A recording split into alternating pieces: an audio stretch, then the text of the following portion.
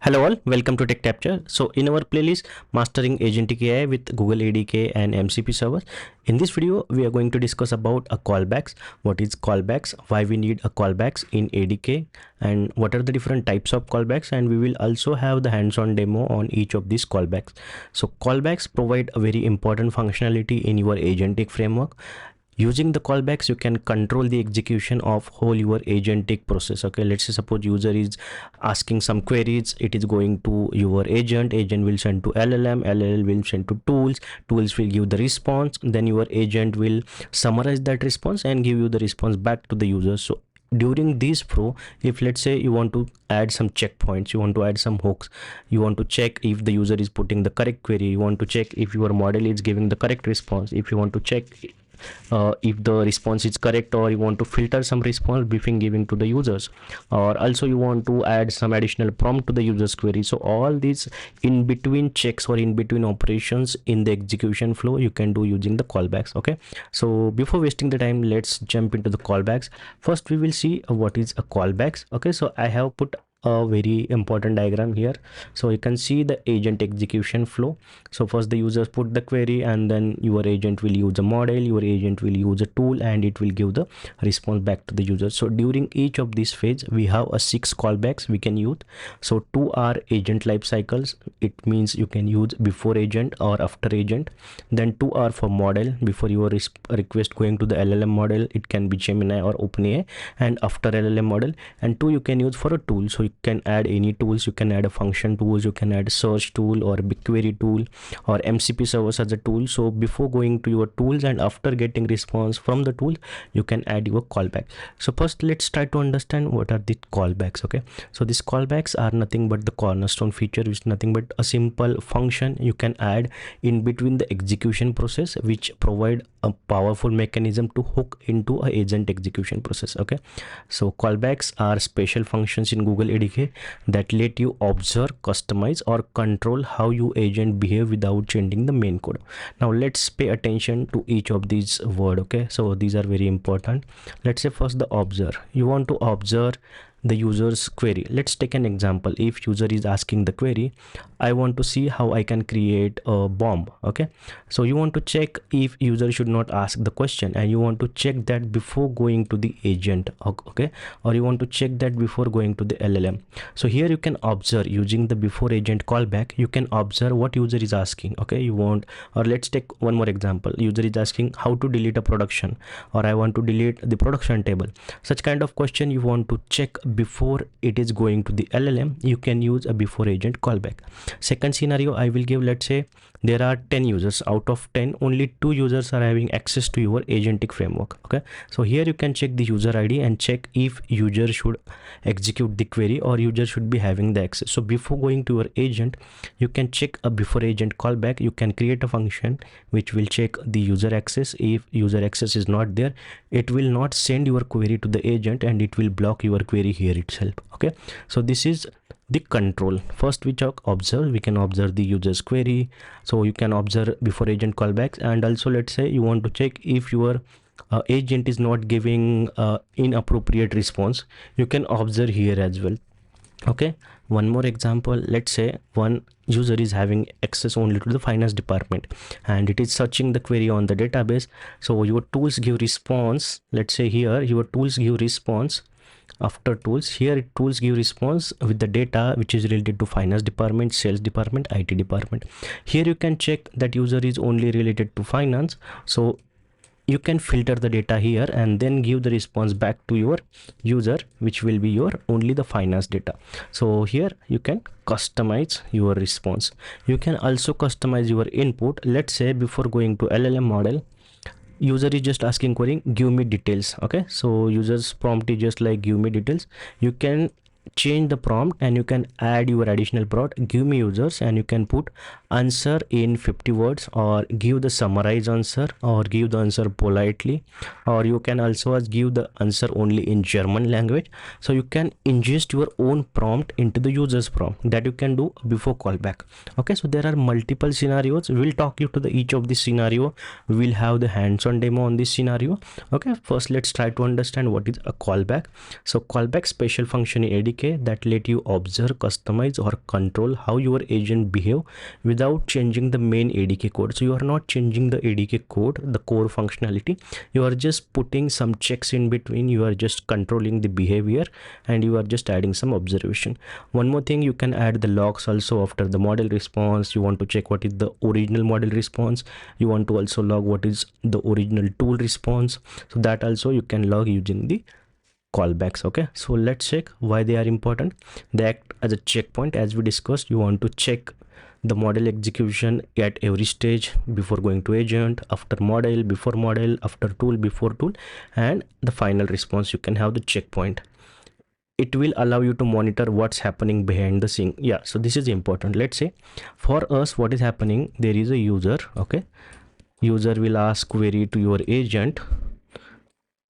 Please ignore my drawing, and you will get the response. So this is your response. Okay, so for you, you can only see the user's query, and this is agent. Okay, and this is the final response. So you can see only these things for overall a picture.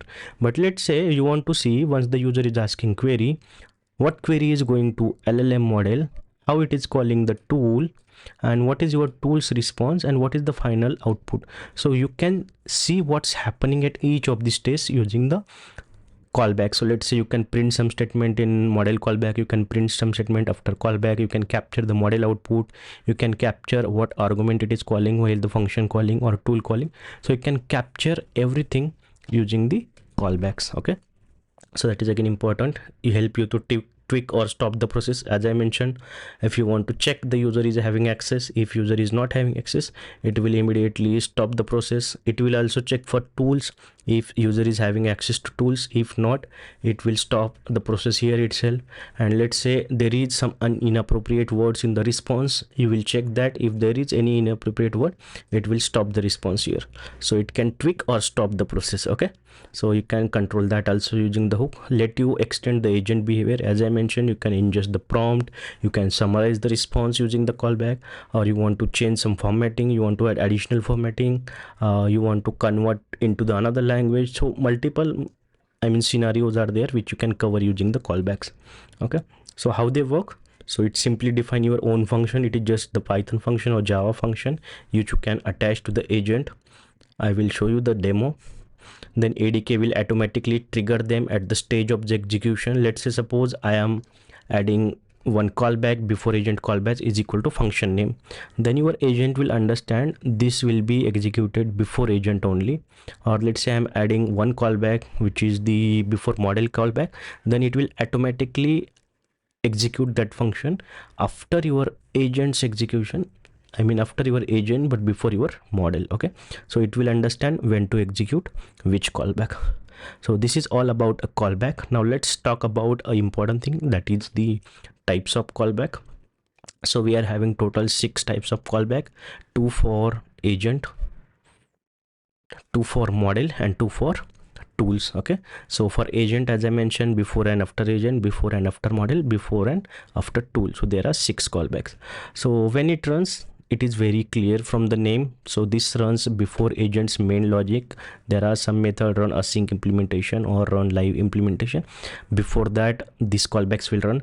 After agent will run after agent completes the main logic. So what is the purpose? So you can use this to validate user access, that we already discussed, to validate the session state. Okay, you want to check the user session, what are the variable values during that state using the state variable, or set up any resources. Like before agent, you want to add some files, you want to create some files or any kind of log files, so that you can do using this before agent. Okay, and when you passing the none, it means it will not override the agent behavior and it will continue as it is. So let's say if I am checking the user access, if user is having access true, or if user is having access, then I will just return as a none value.